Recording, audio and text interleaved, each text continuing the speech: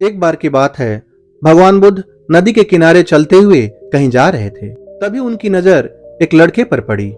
भगवान बुद्ध ने लड़के पर गौर किया तो उन्हें कुछ संदेहजनक लगा। क्षण भर में उन्हें ज्ञात हो गया कि यह लड़का आत्महत्या करने के इरादे से नदी के किनारे खड़ा है। इससे पहले कि वह नदी में कूदता, भगवान बुद्ध ने लड़के को पकड़कर पीछे खींच लिया। वह लड़के को नदी से थोड़ी दूरी पर ले गए और मिट्टी के टीले पर बैठा दिया। लड़का रो रहा था। भगवान बुद्ध ने उस लड़के से पूछा, तुम यह क्या करने जा रहे हो? वह रोते हुए बीच बीच में रुक रुक कर बोलने लगा, मुझे जाने दीजिए, मैं बहुत परेशान हूँ। इस जीवन से मैं तंग आ गया हूँ, मैं मर जाऊं, बस यही आखिरी इच्छा है। भगवान बुद्ध ने उसे समझाया, आत्महत्या करना महापाप है। लड़का बोला, आज नहीं तो कल मुझे भूख से मर ही जाना है। इससे अच्छा है मैं आज ही मर जाऊं। व्यर्थ कष्ट उठाने का क्या फायदा? लड़के की बात सुनकर भगवान बुद्ध समझ गए, लड़के का मनोबल टूट चुका है। इसे अकेला छोड़ना ठीक नहीं है। अगर इसे अकेला छोड़ दिया तो निस्संदेह यह अपने आप को मार देगा। इसलिए भगवान बुद्ध लड़के को अपने साथ आश्रम में ले गए।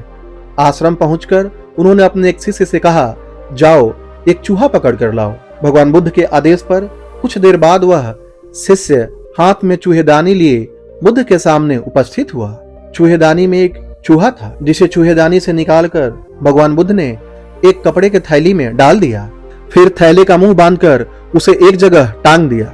चूहा कुछ देर थैले के अंदर इधर उधर भागता रहा। जब वह उछल कूद करके खुद को बाहर नहीं निकाल पाया, तब उसने थैले को काटना शुरू कर दिया। इस बार उसे अपने मेहनत का फल मिलने लगा।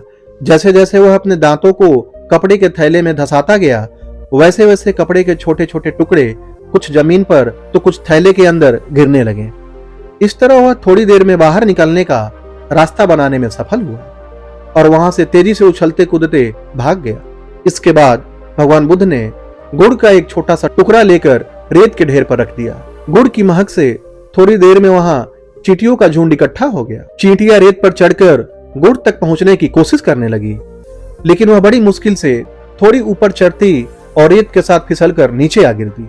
फिर वह खुद को संभालकर दोबारा गुड़ तक पहुंचने की कोशिश करने लगती। उनका गिरना संभलना काफी देर तक चलता रहा।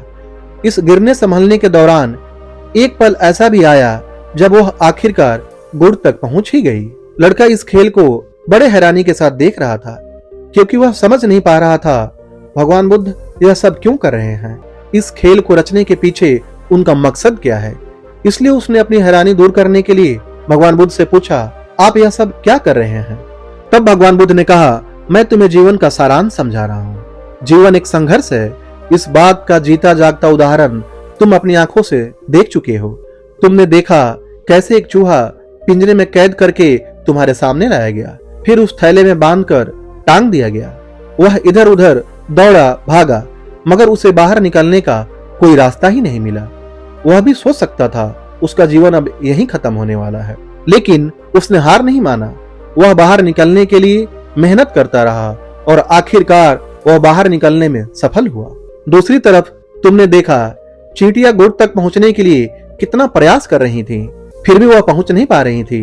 वह बार बार चढ़ रही थी और बार बार गिर रही थी, फिर भी उनका मनोबल नहीं टूटा, जिससे अंत में वह गुड़ तक पहुंच ही गई। मनुष्य के जीवन में भी बहुत सी रुकावटें आती हैं, बहुत सी मुश्किलों का सामना करना पड़ता है, बहुत बार असफलता का मुंह देखना पड़ता है। अगर सभी लोग हिम्मत हार कर बैठ जाएं या आत्महत्या करके इस कीमती जीवन को नष्ट करने लग जाएं, तो दुनिया का संचालन ही थम जाएगा। पुत्र, जीवन एक संघर्ष है, लेकिन सभी समस्याओं का समाधान भी है। अपने अंदर आत्महत्या के विचार नहीं, आत्मविश्वास पैदा करो, क्योंकि समस्याओं से निकलने के लिए आवश्यकता है तो सिर्फ ना टूटने वाले साहस और सूझबूझ की। भगवान बुद्ध के इस उपदेश के बाद लड़के का मन बदल गया। उसने आत्महत्या जैसे पाप से दूर रहने की कसम खा ली। सालों बाद वह अपने गांव का मुखिया बना। समस्याओं के बावजूद उसने खुशी खुशी अपना जीवन व्यतीत किया। उसने अपने बच्चों को बुद्ध और अपनी कहानी सुनाई। उसने लोक कल्याण के लिए कई काम किए। इस कहानी से यही सीख मिलती है कि जीवन एक संघर्ष है।